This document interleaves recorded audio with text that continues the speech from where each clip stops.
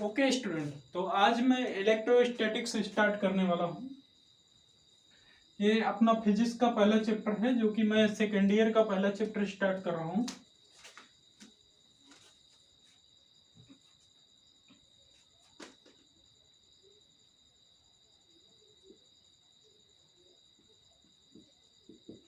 Electrostatics, ये physics का हम इलेक्ट्रिसिटी वाला पार्ट स्टार्ट कर रहे हैं। इसको हिंदी में बोलते हैं स्थिर विद्युतिकी। स्थिर विद्युतिकी।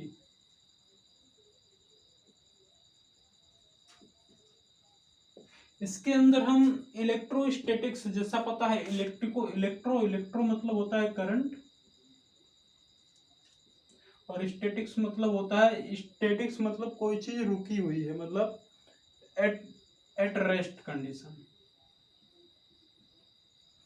कोई भी चीज रुकी हुई है, स्थिर अवस्था में है, जैसे करंट जो है स्थिर अवस्था में है, तो उसका जो एनालिसिस करते हैं वो इलेक्ट्रोस्टैटिक्स के अंतर्गत आता है।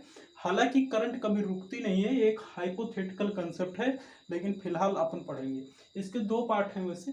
इलेक्ट्रोडायनामिक्स वाला पार्ट आएगा, वो रियल फिजिक्स आपकी होगी। ये तो हाइपोथेटिकल पढ़ रहे हैं, लेकिन फिलहाल अपने सिलेबस में है तो पढ़ना जरूरी है।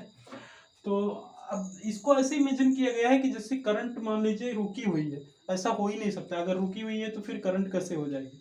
तो ये, लेकिन फिर भी इसको हाइपोथेटिकल है, परिकल्पना है, तो पढ़ना पड़ेगा।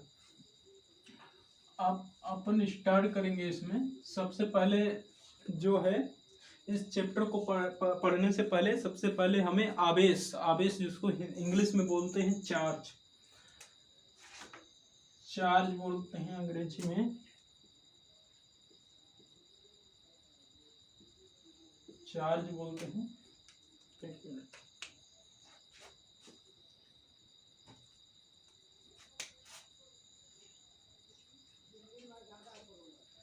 इसको हिंदी में बोलते हैं आवेश। जैसे आप किसी भी ऐसी सिचुएशन आती है जब आप पूरी तरह से अट्रैक्टिव मोड में होते हैं या फिर आक्रामक मोड में होते हैं, एग्रेसिव होते हैं, तो उस समय आप पूरी तरह से चार्ज अप होते हैं। या मान लीजिए जैसे मैं आपको दिखा रहा हूँ, ये हाथ को रब कर रहे हैं, तो इसके आसपास में जैसे कभी इसको लाते हैं तो या तो ये अट्रैक्ट होते हैं या फिर रिपेल होने लग जाते हैं।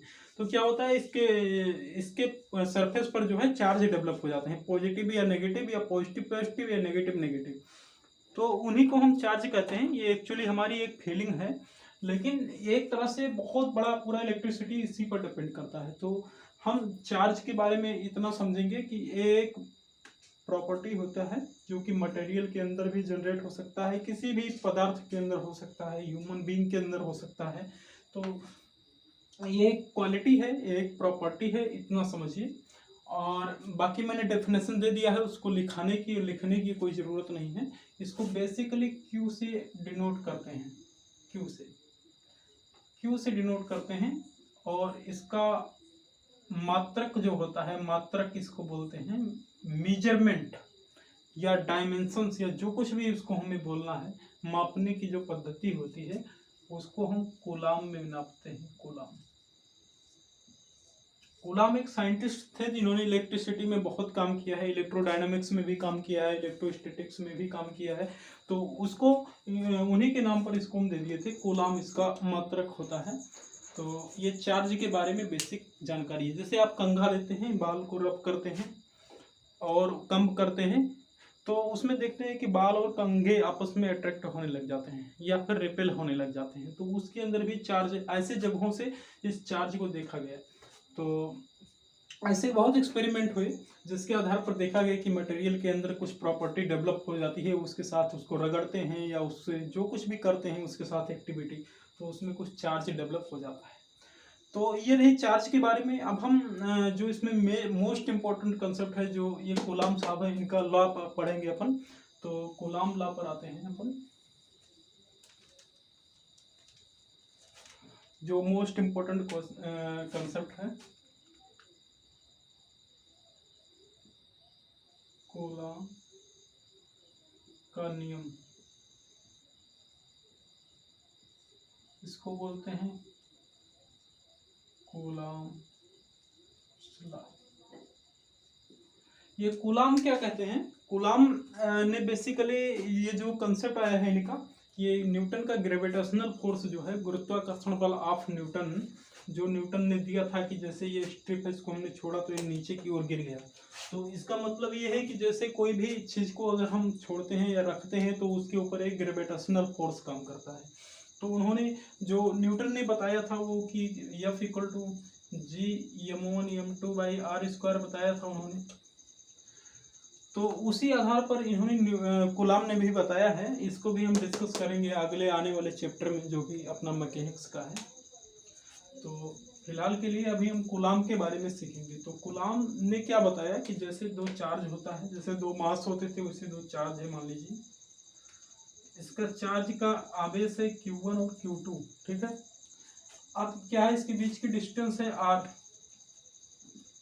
तो F इक्वल टू जो होगा ना, वो डायरेक्टली प्रोपोर्शनल होगा Q1 इंटू Q2 के। ये कूलाम ने बताया फर्स्ट ला कि उनके चार्ज के प्रोडक्ट के डायरेक्टली प्रोपोर्शनल होगा। तो इक्वेशन नंबर फर्स्ट हो गया। और दूसरा जो फोर्स होगा उनके बीच की दूरी के वर्ग के व्युत्क्रमानुपाती होगा, direct inversely proportional of square of distance between two charge. तो ये दूसरा नियम हो गया। इन दोनों को कंबाइन कर देते हैं तो ये बन जाता है F equal to directly proportional Q1 Q2 by R square. अब F equal to 1/4 pi epsilon nought Q1 Q2 by R square, ये अपना फार्मूला ड्राइव होता है, ठीक है। ये अपना फार्मूला ड्राइव होता है। और आज हम इतना कर रहे हैं, इसके बाद हम नेक्स्ट लेक्चर में देखेंगे। मतलब तो ये हमारा डेमो लेक्चर चल रहा है, तो इसलिए हम ज़्यादा लंबा सीरीज नहीं बना रहे हैं।